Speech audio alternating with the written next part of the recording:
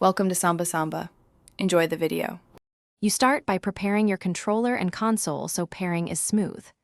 Plug the controller into the Ps5 with a USB-C cable because wired pairing initializes the link and allows firmware updates.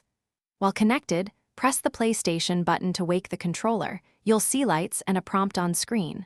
Once it appears, choose the account you want to use.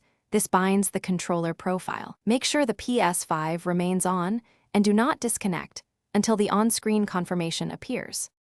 Once done with the wired handshake, disconnect the cable to confirm Bluetooth pairing.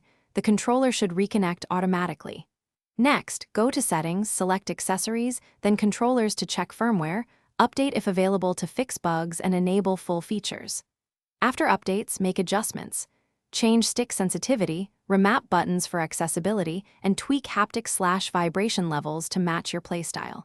These settings carry per account, so sign in to other users to replicate preferences, or create an accessibility profile for quick reuse.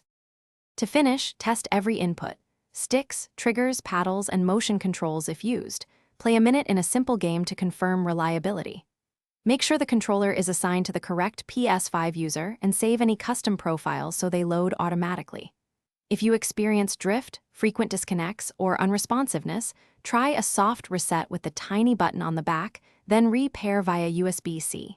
If problems persist, update console firmware again or try a different cable.